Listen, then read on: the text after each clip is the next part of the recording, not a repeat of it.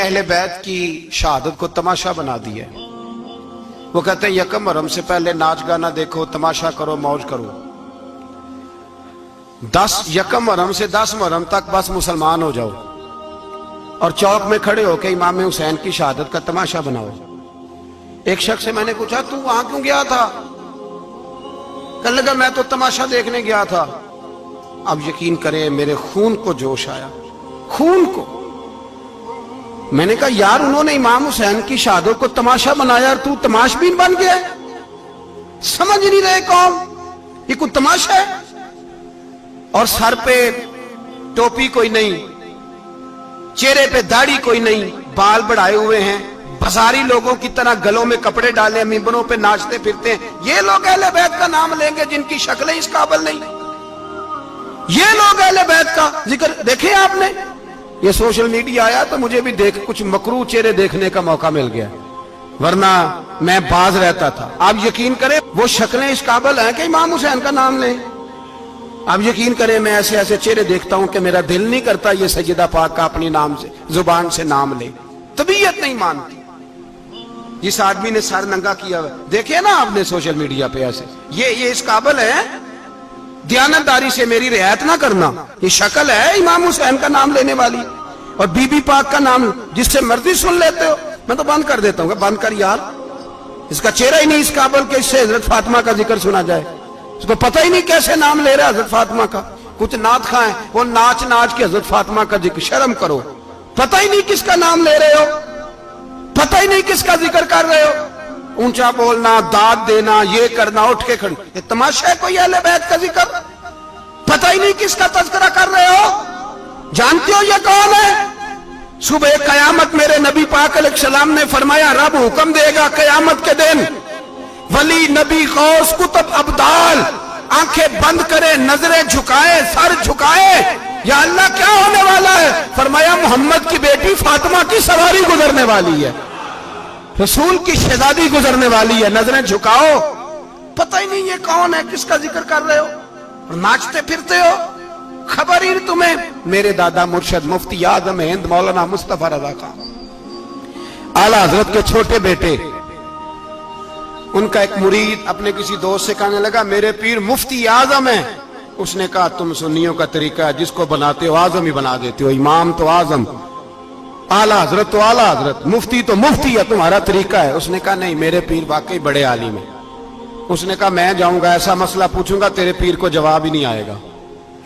वो साथ ले गया। जब सरकार मुफ्ती आजम की खिदमत में, आला हजरत के बेटे वो भी छोटे वाले, तेरी नस्ल पाक में है बच्चा बच्चा नूर का, छोटे बेटे आला हजरत के। बैठक में बैठे थे तो वो आ गया इतराज करने वाले को लेके, आपका मुरीद पूछ ले जो मसला पूछना है। बैठक के 2 दरवाजे थे, एक बार खुलता था एक घर में। बैठे सलाम कलाम के बाद कैसे आए हो? कहा हुजूर ये कोई बात पूछना चाहता है। और वो रस्ते में कह रहा था मैं ऐसा सवाल पूछूंगा तेरे पीर को जवाब ही नहीं आएगा, रस्ते में ये बातें करता आ रहा। कहा पूछो। उसने पूछा, कहने लगा जी बताइए नबी पाक अलैहिस्सलाम की 4 बेटियों के नाम क्या हैं? तो मुफ्ती आजम हिंद उठे, जो दरवाजा अंदर खुलता था उस कमरे से अंदर चले गए। वो इतराज, तनकीद आसान होती है, तामीर मुश्किल होती है, इतराज लोग फटाफट कर लेते हैं। कहने लगा तो तेरे पीर को तो 4 बेटियों के नाम नहीं आते, वो किताब देखने चले गए, वो तो देख के बताएंगे, उनको तो नाम नहीं याद। पर क्या करे, फाजले बरेलवी का कमाल ही बड़ा अनोखा है। ये रजा के नेज़े की मार है कि अदुव के सीने में गार। आला हजरत का रंग ही कुछ निराला है। शहजादा आला हजरत वापस आए, सर पे इमामा है और दाढ़ी से पानी के कतरे गिर रहे हैं, और आके खड़े हुए तो फरमाने लगे मैं वुजू करने गया था, मैंने नबी पाक की बेटियों के नाम कभी बगैर वुजू के जुबान से अदा ही नहीं किए, मैं वुजू करने गया था। वो शख्स कहने लगा हुजूर वुजू के साथ? तो आंखों में आंसू आ गए। फरमाने लगे तुम्हें क्या बताऊं वो किस पाक घराने की शहजादियां हैं। रो पड़े, कहने लगे मेरे तो बाप का अकीदा है कि तेरी नस्ल पाक में है बच्चा बच्चा नूर का, तू है ने नूर तेरा सब घराना नूर का। मेरे में क्या करूं, मजबूरी है। हमारे बुजुर्गों ने अहले बैत की मोहब्बत का यह रंग पेश किया है। मेरे आला हजरत रहमतुल्लाह अलैह اب موضوع نہیں تھا, بات کہیں اور نکل جائے گی, عنوان بھی بیان کرنا ہے. پالکی میں بٹھا کے لے جایا جا رہا تھا, ڈولی ہوتی تھی, پالکی میں بٹھایا جاتا تھا علماء کو. جس طرح بچیاں ڈولی میں بٹھا کے, تو ہندوستان میں ایک رواج رہا کہ علماء کو لوگ پالکی میں بٹھا کے کندھوں پہ اٹھاتے تھے, 4 مزدور وہ ڈولی پالکی اٹھایا کرتے. اعلیٰ حضرت کو بھی اٹھا کے لے جایا جا رہا ہے. فاضل بریلوی نے فرمایا رکھ دو نیچے. نیچے رکھا تو فرمانے لگے تم میں سید زادہ کون ہے؟ حضور کیا ہوا؟ فرمانے لگے مجھے رسول اللہ کے خون کی خوشبو آ رہی ہے, مجھے خالص خون کی خوشبو آ رہی ہے. چپ کر گئے چاروں مزدور. آپ نے فرمایا تمہیں قسم ہو رسول پاک کی, بتاؤ تم میں سید زادہ کون ہے؟ تو ایک کمزور شخص اٹھا کہنے لگا حضور مزدور سے مزدوری لینی چاہیے, ذات برادری نہیں پوچھنی چاہیے. اعلیٰ حضرت نے فرمایا شاہ جی یہ آپ نے کیا کیا, مجھے ہی کندھوں پہ اٹھا لیا. لاکھوں لوگوں کا پیر اور ہزاروں مشائخ اور علماء کی آنکھوں کی ٹھنڈک, بریلی کے امام جن کا قلم اٹھے تو وقت کے بڑے بڑے سورما گردنیں جھکا دے. اعلیٰ حضرت رحمت اللہ تعالی علیہ پہلے تو اپنی پگڑی اٹھا کے پیروں میں بچھائی, کہنے لگے تیرے نانے کے نام پہ کھایا ہے, تیرے ہی کندھوں پہ چڑھ گیا ہوں, واسطہ مصطفیٰ کا مجھے معاف کرو. تو شہزادے نے پگڑی اٹھائی, کہا اعلیٰ حضرت ایسے تو نہ کیجیے. فرمایا نہیں ابھی میرا دل راضی نہیں ہوا. پھر اس شہزادے کو اعلیٰ حضرت رحمت اللہ علیہ نے پالکی میں بٹھایا.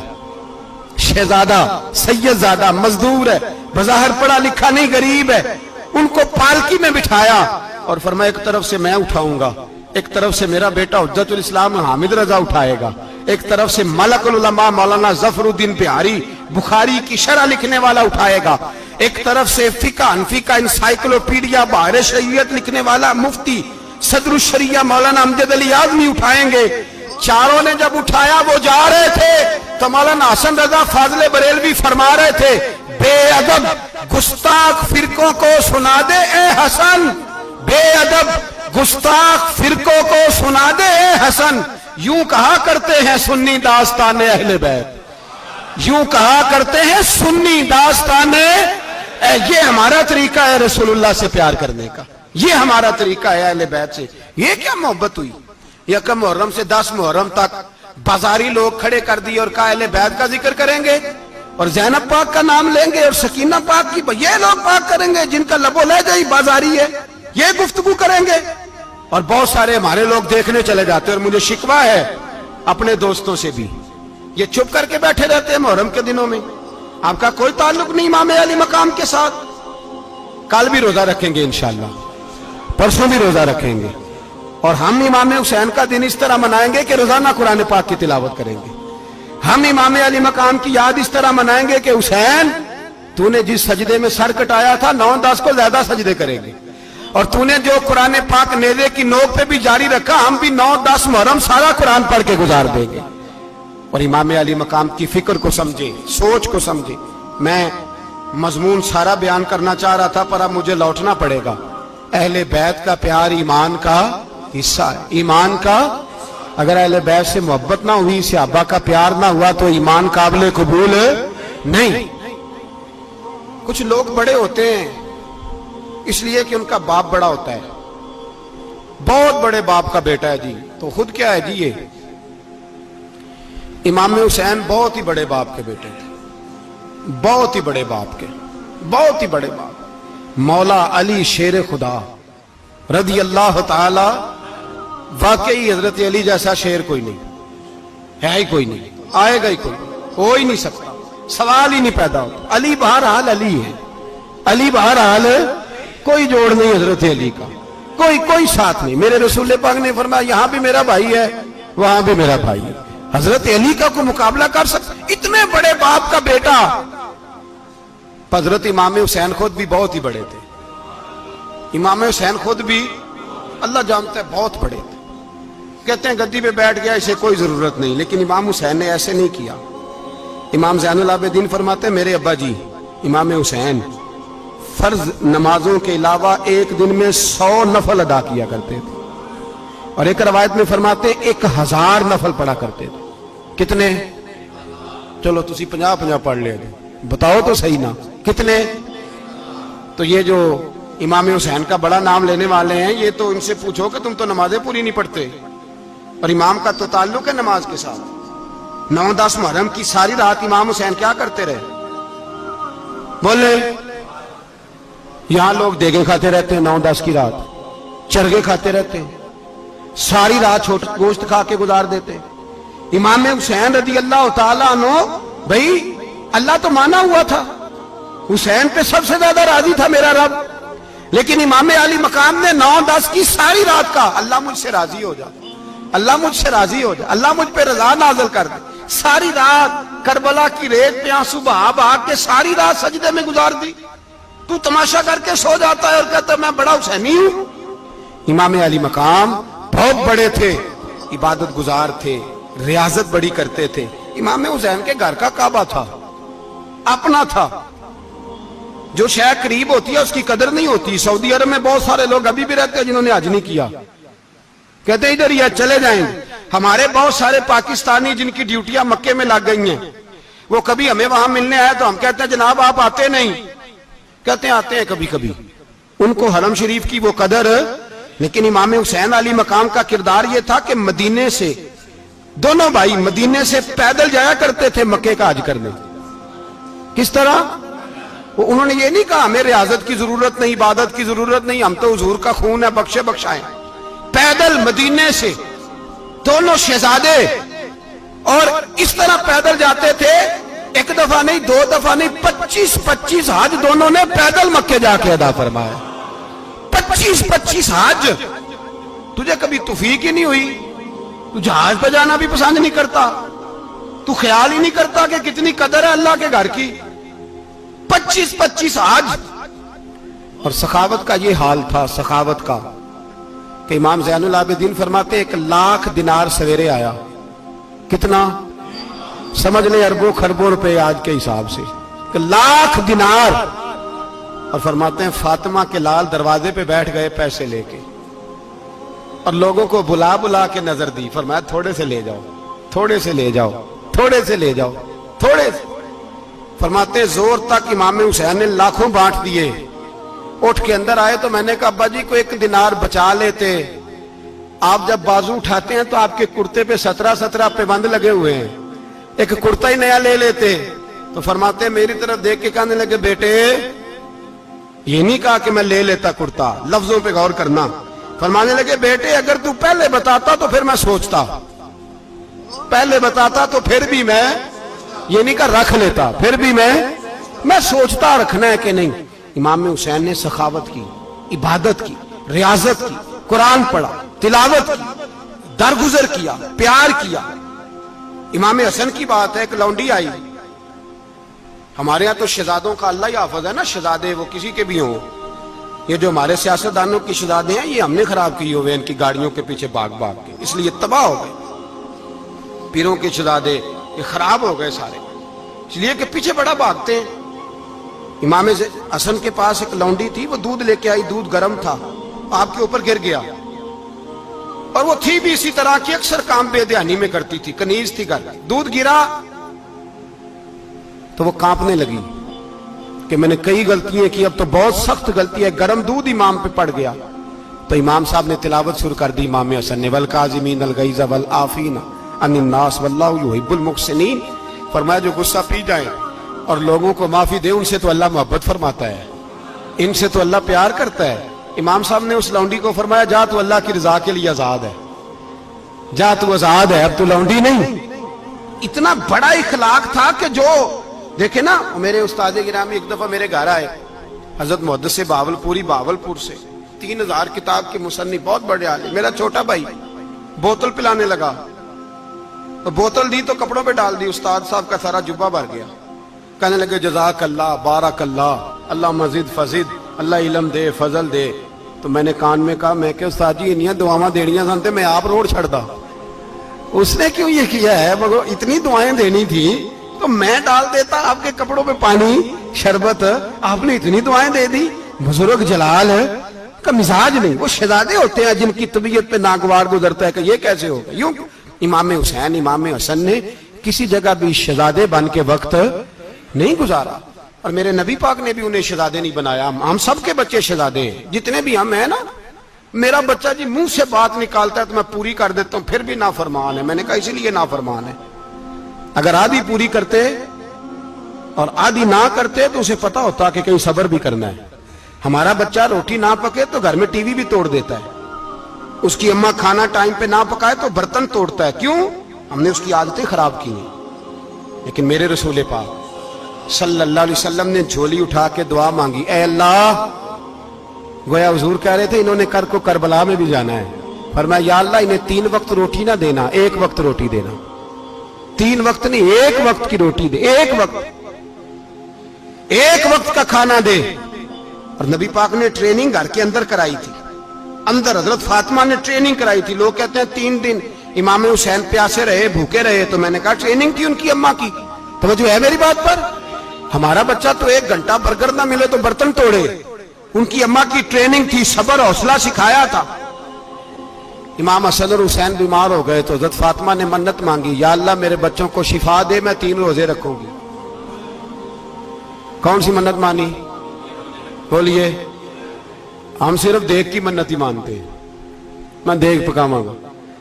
ایک آدمی مجھے کہنے لگا میں نے منت مانی تھی کہ میں بکرا دوں گا اللہ کے رستے میں، اگر میرا کام ہو جائے تو کام ہو گیا، بکرے کے پیسے کوئی نہیں۔ تو میں کہا تینوں پہلا نہیں تھی پتا، میرے کو کوئی نہیں۔ کہتا اب کیا کروں؟ میں کہا اب تو دینی پڑے گی، اور اس میں بھی تحقیق باقی ہے، لیکن بات یہ ہے بھائی کہ منت یہ کیوں نہیں مانی کہ یا اللہ میرا کام ہو جائے میں 100 نفل پڑھوں گا؟ جو بھی منت مانگتا ہے وہ دیکھ کی مان لیتا ہے، بکرے کی منت ہی مانتے ہو، یہ کیوں نہیں منت مانتے کہ یا اللہ میرا کام ہو جائے تو میں پورا قرآن شریف ختم کروں گا؟ یہ ذرا پڑھنا پڑتا ہے، اس لیے عبادت کرنی پڑتی ہے، اس لیے اس کی منت نہیں مانتے سرے سے۔ حضرت فاطمہ نے کیا منت مانگی؟ بچے صحیح ہو جائیں گے تو بولیے 3 روزے رکھوں گا۔ اللہ تبارک و تعالیٰ نے بچوں کو شفا عطا فرما دی، اور میں سمجھتا ہوں یہ کربلا کی ٹریننگ تھی۔ روزے رکھے بچوں نے، کس نے روزے رکھے؟ بچوں نے۔ کس نے؟ 7-8 سال کی عمریں بچوں کی۔ حضرت علی فرماتے ہیں جب میں نے دیکھا نا میرے بچے بھی روزے سے ہیں تو میں کہیں سے تھوڑے سے جوں لایا، یہ شہزادے ہیں کائنات کے سب سے بڑے۔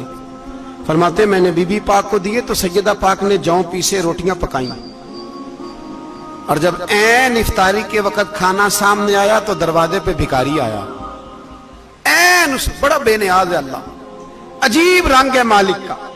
عین افطاری کا وقت جب آدمی کہتا ہے کہ فٹافٹ ہو جائے، بھکاری دروازے پہ آیا اور اس نے صدا دی، او میرے رسول کے گھر والوں، کئی دنوں سے روٹی نہیں کھائی۔ حضرت علی نے، حضرت فاطمہ نے بچوں کی طرف دیکھا تو امام حسین چھوٹے تھے سب سے، انہوں نے سب سے پہلے برتن اٹھائے کھانے والے، اور کہنے لگے اماں میں نہ دے کے آؤں؟ حضرت فاطمہ رشک کرنے لگی، مصطفیٰ کے نواسے باہر گئے، اپنے حصے کا کھانا وَيُؤْثِرُونَ عَلَىٰ أَنفُسِهِمْ وَلَوْ كَانَ بِهِمْ خَصَاصَةٌ، اللہ فرماتے ہیں انہیں بڑی اشد ضرورت بھی ہو پھر بھی وہ دوسروں پہ اثار کر دیتے ہیں۔ وہ کھانا باہر امام حسین دے آئے، پانی سے روزہ کھولا، کھجورے کھائی، لیٹ گئے، سویرے کھجورے کھائی، روزہ رکھ لیا۔ شام ہوئی تو حضرت علی فرماتے ہیں میں پھر اگلے دن کے روزے کے لیے جوں لایا، فاطمہ نے پیچھے روٹیاں پکائیں، 2 دنوں کی بھوک تھی پر مالک تو بڑا بے نیاز ہے۔ آزمانے پہ آیا تو اس رنگ میں عین افطاری کے وقت دروازے سے آواز نکلی، اور مانگنے والے نے کہا کہ بھوکا بھی ہوں اور یتیم بھی ہوں، یتیم ہوں۔ حضرت فاطمہ کہنے لگی بیٹا دیر نہ کرنا، یتیم کا پیٹ بھرنے میں دیر نہیں ہونی چاہیے۔ کھانا باہر چلا گیا، پانی سے روزہ، کھجورے، شہزادے ہیں شہزادے، یہ 2 جہاں کے شاہ ہیں، پاس کچھ رکھتے نہیں، 2 جہاں کی نعمتیں ہیں ان کے خالی ہاتھ میں۔ کھجور پانی سے افطاری بھی، سحری بھی، سویرے پھر اٹھے روزہ رکھا، 3را دن ہے، 3را۔ ذرا دل پہ ہاتھ رکھنا، بچہ ایک رات بھوکا ہو تو اماں سوتی نہیں، اور میں کہا کرتا ہوں اماں فالج والی ہو نا، فالج والی ماں، فالج زدہ، تو آدھی رات کو اس کا بیٹا جوان کہے تھوڑی بھوک لگی ہوئی تھی تو اماں کو رینگنا بھی پڑے تو وہ رینگ کے بھی جاتی ہے، روٹی پکاتی ہے، کہتے ہیں میرا لال بھوکا نہ سو جائے۔ اور مصطفیٰ کی بیٹی سے زیادہ بچوں سے کون پیار کر سکتا ہے؟ اور 3 دن کے بھوکے بچے، 3را دن آیا، بڑے حوصلے سے بی بی کہہ دیتی ہے چھوڑو ان کا تو کام ہے، یہ تو آتے رہتے ہیں، میرے بچے بھوکے تم پہلے روٹی کھاؤ۔ لیکن میرے بھائی کربلا ایسے نہیں سجتی، یہ جو برگر کھا کے ناراض ہونے والے بچے ہوتے ہیں یہ میدانوں میں نہیں نکل پاتے، ان کے لیے مشکل ہوتا ہے۔ حضرت فاطمہ نے، حضرت علی نے ڈیوٹی کی، ڈیوٹی اپنے بچوں کو تیار کیا کربلا کے لیے۔ تیسرے دن جب رکھا صاحب نے کھانا تو باہر سے بولنے والا بولا، کہا میں مسکین ہوں، لاچار ہوں، گھر بھی کوئی نہیں، کھانا بھی کوئی نہیں۔ امام حسین پھر اٹھے، تیسرے دن کا بھی کھانا دے دیا۔ حضرت علی فرماتے میں بچے پکڑ کے مسجد لے کے گیا، کہیں بھوک سے میرے لال گر نہ جائیں۔ کہتے ہیں ہامتے کامتے تینوں شہزادے مسجد میں داخل جو ہوئے تو بس ہماری قیمت پڑ گئی، مول پڑ گیا ہمارا۔ کہتے ہیں مسجد میں قدم رکھا تو ایسے لگا جیسے نبی پاک ہمارا انتظار کر رہے ہیں۔ فرماتے ہیں تیسرے دن کی مغرب پڑھنے گئے تو حضور نے تینوں باپ بیٹوں کو چہرے دیکھے، فرمایا علی یہ جبریل کھڑے ہیں اور فرما رہے ہیں تیرے 3 دن کا عمل خدا کو بھی بڑا پسند آیا ہے، محمد مصطفیٰ کو بھی بڑا پسند آیا ہے، بڑا پسند آیا ہے 3 دن کا عمل۔ میرے بھائی ٹریننگ کرائی، ٹریننگ۔ ہمارے ہاں تو حال بڑا سخت ہے، اور دین کا معاملہ، چوری آتے ہیں بچے گھروں سے چوری نمازیں پڑھنے، داڑھی رکھ لے تو سب سے پہلے مسئلہ اماں کو بنتا ہے، سب سے پہلا۔ انہوں نے ٹریننگ کی، دین کے لیے تیار کیا، ہمتیں بدھائیں، اور رسول پاک علیہ السلام نے خود اپنی بیٹی کی تربیت فرمائی، شہزادی کی۔ کس کی؟ دنیا میں سب سے بڑی شہزادی کون ہے؟ آپ نام لیں گے تو دل ٹھنڈا ہوگا انشاءاللہ۔ میرا عقیدہ ہے حضرت فاطمہ کا نام لے تو اللہ دل کو سکون دیتا ہے۔ سب سے بڑی شہزادی سیدہ، بولیے سیدہ فاطمہ الزہرا رضی اللہ تعالی عنہ۔ حضرت علی فرماتے ہیں حضور بڑا پیار کرتے تھے حضرت فاطمہ سے، جب سفر پہ جاتے تو سب سے آخر میں حضرت فاطمہ سے ملتے، واپس آتے تو سب سے پہلے حضرت فاطمہ سے ملتے۔ فرماتے ایک جہاد کے لیے حضور چلے گئے اور مجھے نائب بنا کے چھوڑ گئے، میرے پاس مال غنیمت کے تھوڑے سے پیسے تھے، تھوڑی سی رقم تھی، تو میں نے سوچا کہ میں نے فاطمہ کو کبھی تحفہ نہیں دیا تو ایک زنجیر نہ سونے کی خرید کے دوں۔ کہتے ایک چین سونے کی زنجیر خرید کے میں نے حضرت فاطمہ کو تحفہ دی تو سیدہ نے پہن لی۔ کچھ دنوں کے بعد خبر آئی کہ حضور کل پہنچ رہے ہیں واپس۔ کہتے میں نے فاطمہ کو بتایا تو مجھے پتا تھا فاطمہ کیا کرے گی۔ سیدہ نے سارا گھر صاف کیا، ساری تیاریاں کی، کھانے چنے، جو اس وقت ماحول تھا ہر لحاظ سے حضور کی آمد کا انتظار کیا، اور سویرے سے ہی حضرت فاطمہ بیٹھ گئی۔ سویرے سے حضور کئی دنوں کے بعد آ رہے ہیں، کمال ہو گئی۔ فرماتے ہیں جب محبوب تشریف لائے نا، پہلا قدم نبی پاک نے حضرت فاطمہ کے گھر کے اندر رکھا، السلام علیکم کہا، اور شیر خدا فرماتے جناب فاطمہ کو دیکھا اور نبی پاک واپس پلٹ گئے۔ کہتے میں نہیں تھا گھر میں واپس آیا، بی بی صاحبہ نے بتایا اور میں نے دیکھا کہ فاطمہ اس طرح روتی ہے کہ میں نے ایسا روتے کبھی دیکھا ہی نہیں۔ فاطمہ ہوا کیا کا پتہ کرو۔ حضور چلے گئے پر بغیر ملے ہی چلے گئے۔ کہتی ہے میں مسجد گیا، میں نے کہا ایسا کیا ہو گیا کہ اتنا محبوب بغیر ملے رخصت ہو گئے؟ میں مسجد گیا اور جا کر کے میں نے دیکھا تو نبی پاک کی مسجد کے کونے میں بیٹھے۔ میں قریب بیٹھا، میں نے کہا یا رسول اللہ فاطمہ بڑا رو رہی ہے، کیا ہوا؟ کہتے نبی پاک کی آنکھوں میں بھی آنسو آ گئے، حضور بھی روئے۔ پتہ ہے نبی پاک نے کیا فرمایا؟ یہ تربیت ہے، اس طرح کربلا سجتی ہے۔ رسول پاک علیہ الصلوۃ والسلام نے فرمایا وہ میری بیٹی ہو کے سونا پہنتی ہے، ہر عورت کے لیے جائز ہے، کئی کلو بھی پہن لے تو شریعت منع نہیں کرتی۔ حضور نے فرمایا میری بیٹی ہو کے سونا پہنتی ہے، اگر فاطمہ بھی سونا پہنے گی تو امت کی غریب بیٹیاں کس کے طریقے پہ چلیں گی؟ غریب بیٹیاں کس کے طریقے؟ جو باپ مجبور ہو کے 12 بندوں کے ساتھ بیٹی کو رخصت کرے گا وہ کہہ تو سکے گا نا میں اس طرح شادی کر رہا ہوں جس طرح مصطفیٰ نے فاطمہ کی تھی، وہ کہہ تو سکے گا نا، لیکن اگر یہ بھی سونے پہنے گی تو پھر نقشے قدم کیسے متعین ہوں گے؟ حضرت شیر خدا واپس آئے، کہا فاطمہ یہ تیری چین رسول پاک کو پسند نہیں آئی۔ بھائی یہ حقیقتیں سمجھو، جب بچوں کے ماحول کے اندر یہ رنگ، کیسے بیٹیاں سسرال میں جا کے گزارا کریں گی جب تو جان ہی نہیں چھوڑ رہا، جب تو ان کو طریقہ سلیقہ سکھا ہی نہیں رہا؟ الا ماشاءاللہ کثرت کے ساتھ ماں باپ کی غلط بریفنگ ہوتی ہے، جو ہستا بستا گھر خراب ہوتا ہے، اور بچے کے ماں باپ بھی تکلیف میں ہوتے ہیں، اس لیے کہ بچہ تکلیف میں ہوتا ہے۔ خدا را ان بچیوں کے ساتھ وہ معاملہ کریں کہ یہ اپنے گھر جا کے اگر کچھ مشکل بھی دیکھنی پڑے تو وقت گزار سکے. بھائی میرے رسول پاک علیہ السلام نے تیاری کرائی، ٹریننگ دی اور تربیت کی اپنی اہل بیت کی، اس لیے 3 دن پانی بھی بند رہا تو انہیں کوئی پریشانی. یزید نے کہا سونا لے لو، ہیرے لے لو، جواہرات لے لو، لیکن ان کی دلچسپی نہیں تھی تو ان کے قریب کوئی شے آ سکی. یہاں لوگ بکتے اس لیے ہیں کہ موج کرنے کا بڑا شوق ہے، مکان بنگلہ کاریں پجارو یہ چیزیں پریشان کرتی ہیں تو لوگ بکتے ہیں. مضمون کو سمیٹنا ہے. میں 3-4 موضوع آج بیان کرنا چاہتا تھا لیکن باتیں بس پھسل کے دائیں بائیں نکل جاتی ہیں. جو بدر کی جنگ تھی نا وہ کفر اسلام کی جنگ تھی. احد کی جنگ بول کے بتائیں. خیبر کی، خندق، کربلا نہیں، حق و باطل کی. کون سی بولیں؟ نہیں، ایک دفعہ سارے بولیں آپ کو ثواب ہوگا، کیونکہ امام حسین کو آپ حق پہ کہیں گے تو اللہ آپ کو اجر دے گا. کون سی جنگ تھی؟ ہمارے حکمران پتہ کیا کہتے ہیں؟ کہتے ہیں مولوی ہر وقت ہمارے پیچھے پڑے رہتے، ہم نہیں مسلمان، ہم نہیں نماز پڑھتے. تمہیں تو سورۃ اخلاص نہیں آتی. یزید تو جمعہ پڑھایا کرتا تھا، تو جمعے کو خطبہ دیتا تھا. اور عجیب لفظ لکھے ہیں بعض تاریخ لکھنے والوں نے کہ جمعے کا دن تھا تو امام حسین 10 محرم نا جمعے والے دن تھی، تو امام حسین کربلا میں باہر نکلے تو آپ نے فرمایا اتمام حجت کر دوں، کوئی یہ نہ سمجھے کہ مجھے تو پتہ ہی نہیں چلا، غلطی سے تیر لگ گیا امام حسین کو. آپ نے فرمایا مجھے بتاؤ تو صحیح مجھے کیوں شہید کر رہے ہو؟ کوئی نہ بتا سکا. تو امام حسین نے فرمایا مجھے کیا ضرورت تھی مدینہ چھوڑ کے مسجد نبوی چھوڑ کے آتا، میں تو اس لیے آیا ہوں کہ جس کو تم نے حکمران بنایا وہ شرابی ہے. کون ہے؟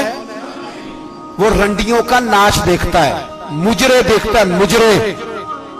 وہ اللہ کے حلال کو حرام اور حرام کو حلال کہتا ہے، لہذا مسلمانوں کا حکمران بننے کے قابل ہے یہ امام. اور یہ میں آپ کو ایک نہیں، میں 20 تاریخوں میں دکھاؤں گا کہ یہی خطبہ امام حسین کا کہ تم نے اللہ کے حلال کو حرام، حرام کو حلال کہا، شراب، زنا، جوا، بدکاری عام کر دی، لہذا یزید مسلمانوں کا حکمران بننے کا اہل. امام حسین خطبہ دے رہے ہیں تو یزید کی فوج سے نا لشکر آوازیں دینے لگا. کیا بلا؟ کہنے لگے حسین جلدی کرو، یا بیعت کرو یا جنگ کرو، دیر نہ کرو، ہمارا جمعہ لیٹ ہو رہا ہے. بلے ہو نمازیو، ہمارا جمعہ لیٹ ہو رہا ہے. جمعہ حسین کو شہید کریں گے، گردن کاٹیں گے، پھر جمعہ پڑھیں گے، نماز پڑھیں گے اور نماز میں کہیں گے اللہم صلی علی محمد وعلی. یہ نمازی ہیں. اہل بیت کی گردن پہ چھری چلائیں گے، پھر نماز پڑھیں گے اور کہیں گے اللہم صلی علی محمد وعلی. بلے ہو نمازیو. علامہ ہزاروی کہا کرتے تھے بلے ہو نمازیو. کیسے نمازی ہو کہ اہل بیت کی گردن پہ چھری اور ساتھ ہی اللہم صلی علی محمد وعلی؟ یہ کیسے نمازی ہو؟ یہ آج پوری دنیا کا حکمران اللہ ماشاءاللہ اسی طرح کا نمازی ہے. وہ کہتا میری فوٹو دیکھی نہیں، میں نے عید پڑھی ہے مسجد میں، دیکھا نہیں فوٹو لگی ہوئی تھی، میں نے بھی عید پڑھی ہے، جمعہ پڑھا نہیں میں نے. میرا بھی ابا فوت ہو جائے تو جنازہ پڑھتا ہوں، مولوی مجھے مسلمان کیوں نہیں مانتا؟ میں نے کہا یزید کو کیوں نہیں امام حسین نے مسلمان مانا؟ وہ تو دمشق کی جامع مسجد کا خطیب تھا. امام حسین نے سبق دیا ہے، سبق کہ زانی شرابی کو حکمران بنایا جا سکتا. پر میں کیا کروں، کلیجہ پھٹتا ہے، روح کانپتی ہے، دل تڑپتا ہے. مجھے ایسے لگتا ہے کہ جب میری ملت کا جوان اپنے موبائل پہ مجرا دیکھتا ہے نا، گندا مجرا، تو مجھے لگتا ہے 6 مہینے کا حضرت علی اصغر کا مزار کانپنے لگتا ہے کہ یا اللہ جس کام کے خلاف میں نے 6 مہینے کی جان قربان کی، میرے ماننے والے وہ کام کر رہے ہیں، میرے ماننے والے. اور جب مہندی کی رسم پہ شراب کی بوتلیں چلتی ہیں اور حاجی صاحب کہتے ہیں مجھے نہیں پتا منڈے کنڈے کیا کر رہے تھے، تو مجھے لگتا ہے حضرت عباس کے کٹے ہوئے بازوؤں میں پھر سے درد شروع ہو جاتا ہے. اور وہ کہتے ہیں میں نے جس کام کے خلاف بازو کٹوا دیے، میرے ماننے والے وہ کام کر رہے ہیں.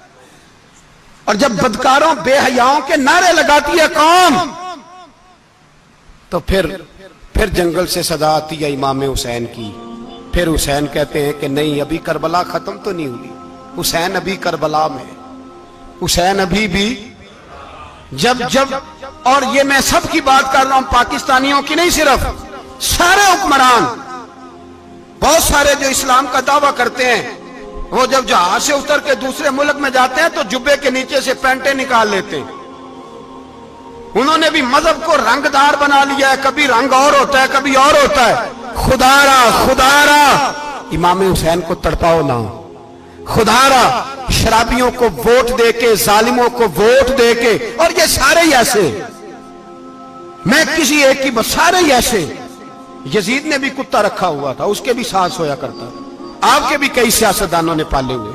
یہ سارے تماشے کرنے والے، جانوروں کی لڑائی دیکھنا بھی حرام اور کرانا بھی، یہ سارے ایک ہی رستے میں، یہ سارے ایاک نعبد و ایاک نستعین کو یہ ایک آیت پڑھ لیتا ہے، اس کے بعد ڈھول بجانے، عورتوں کے ناچ کرانے شروع کر دیتا ہے. یہ ایاک نعبد و ایاک نستعین کا ترجمہ ہے، تماشا بنایا ہوا ہے.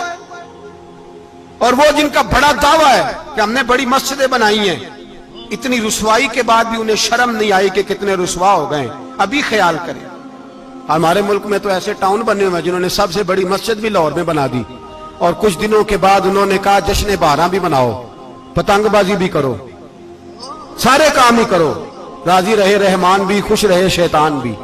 معاذ اللہ. امام حسین نے اس سوچ کے خلاف جہاد کیا ہے، فرمایا نا لا الہ الا، دوسرے کی گنجائش ہے نا، شرابی کی گنجائش ہے، اس لیے کہ لا الہ الا، مسجد ہوگی تو پھر کلب نہیں ہوگا، لا الہ الا اللہ. اگر اللہ کا نام ہوگا تو پھر بدکار بے حیا کی گنجائش ہے، اس لیے کہ لا الہ الا اللہ، وحدہ لا شریک، دین میں کسی گند کی گنجائش ہے ہی نہیں. یہ فکر ہے امام حسین، یہ سوچ ہے. ہمارا حکمران کہتا ہے مولوی صاحب نماز پڑھنے سے کس نے روکا ہے، سارا دن پڑھو. ہم بھی مسجد بنا کے دیتے ہیں، ہماری طرف سے 5 کلے زمین میں بناؤ، ہمیں نہ چھیڑو. شراب کباب بند نہ کراؤ. آپ دیکھ لیں دبئی کے اندر کیا ہو رہا ہے، شیخ زید اسلامک سینٹر بنا، اتنی بڑی مسجد دیکھنے کو دل کرتا ہے، لیکن چند کلومیٹر پہ کلب بھی بنا ہوا ہے، سارے تماشے.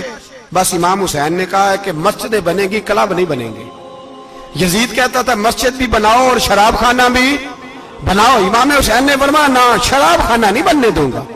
اس نے کہا ٹھیک ہے، نماز کے وقت نماز اور صبح یہ. فرمایا نا لا الہ الا اللہ. کس طرح کا امام حسین نے؟ آپ نے فرمایا خودی کا سر نہاں. اقبال ترجمہ کرتے ہیں خودی کا سر نہاں لا الہ الا اللہ، خودی کا تیغ فساں لا الہ الا اللہ. اگرچہ بت ہیں جماعت کی آستینوں میں، پر مجھے ہے حکم ازاں لا الہ الا اللہ. اور بہار ہو کے خزاں لا الہ الا اللہ.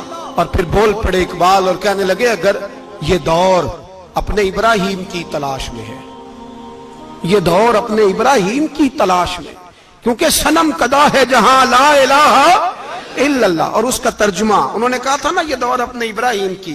ہمارے شہر کے بزرگ تھے شیخ عبدالصبور بیگ منشور ہزاروی علیہ رحمہ، انہوں نے ترجمہ کیا. وہ کہنے لگے اس شاہ مشرقین کی، اس نور عین کی.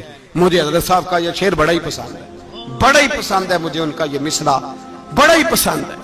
اور میں ان کی قبر پہ جب ان کے انتقال کے بعد آگے بڑا فاتحہ کے لیے، تو پھر بھی میرے کانوں میں ان کا یہ فکرہ گونج رہا تھا. وہ کہا کرتے تھے اس شاہ مشرقین کی، اس نور عین کی، مطلوب ہے جہاں کو قیادت حسین کی.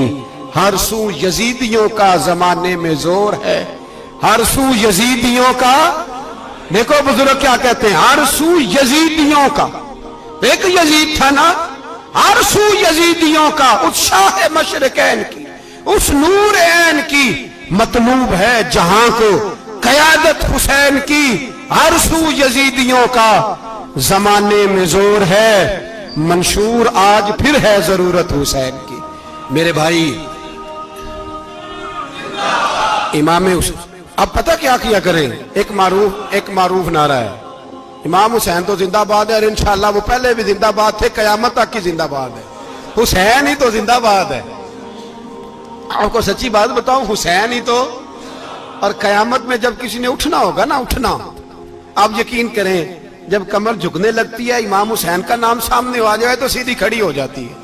حسین تو علامت ہے کھڑے ہونے کی. اور دنیا میں قتیل اس سا منافق نہیں کوئی جو ظلم تو سہتا ہے بغاوت نہیں کرتا. یہ امام حسین نے ہمیں بتلایا ہے کہ وہ منافق بے ایمان ہے جو ظلم سہے اور چپ کرے، یزیدی کے خلاف کھڑا نہ ہو. اس لیے ہم کہتے ہم سے نہ رقم ہوں گے قصیدے یزید کے، ہم لوگ تو حسین کے سیرت نگار ہیں. یہ کیسے زندہ باد، یہ نعرہ ضروری ہے. مردہ آباد، اس نعرے کی ضرورت ہے. اس نعرے کی حسین تو زندہ باد ہے لیکن حسینیت زندہ باد. اور مردہ آباد کیا ہے؟ اس لیے کہ یزیدیت بھی مری نہیں. یزید مرا پر یزیدیت وہ سسکتی ہے، دم توڑتی ہے، پر کسی نہ کسی رنگ میں، کسی نہ کسی کی شکل میں اٹھ کھڑی ہوتی ہے. اسی لیے اقبال نے کہا ستیزہ کار رہا ہے ازل سے تا امروز، چراغ مصطفی سے شرار بولہا بھی. اس نے کہا ہر جگہ کہیں نہ کہیں حضور علیہ السلام کی روشنی سے کوئی نہ کوئی لڑنے کی. کھڑے کرو اپنے آپ کو. کیوں ظالموں کی مدد کرتے ہو؟ کیوں بے ایمانوں کے سپورٹر بنتے ہو؟ کیوں ان لوگوں کے نعرے لگاتے ہو جو یزیدی ہیں؟ حسینی بنو، حسینی بن کے زندہ رہو. کوئی کھا نہیں جائے گا، کوئی کھا نہیں جائے گا. یزید مر جایا کرتے ہیں اور حسینیت آج بھی زندہ ہے اور قیامت تک زندہ رہے گی. جو شرابی ہے، زانی ہے، بدکار ہے، اگر تو آپ کی تبلیغ پہ باز آ جائے تو ٹھیک، ورنہ آپ کا اس کے ساتھ دوستانہ رکھنا بھی حرام ہے. کیا فتویٰ دیا میں نے؟ حرام ہے، حرام. اگر آپ کا دوستانہ ہے تو پھر 9-10 محرم کو دیگ نہ پکانا چاول کی، اس لیے کہ امام حسین کو تیری بریانی کی کوئی ضرورت نہیں. تیری باسمتی اور چھوٹا گوشت سنبھال کے رکھنا گھر میں، کوئی حاجت نہیں. اگر شرابی، کبابی، زانی، بدکار سے دوستانہ ہے، اگر محلے کے غریبوں کو گالی دینے والوں کے ساتھ تیری دوستی ہے تو پھر 10 محرم کو چاول کی دیگ بالکل نہ پکانا. اس لیے کہ یہ کوئی تماشا نہیں کہ دوستی قاتل سے بھی مقتول سے یارانہ بھی، کوئی مطلب نہیں اس بات کا. امام حسین کو ماننا ہے تو پھر ڈٹ کے مانو.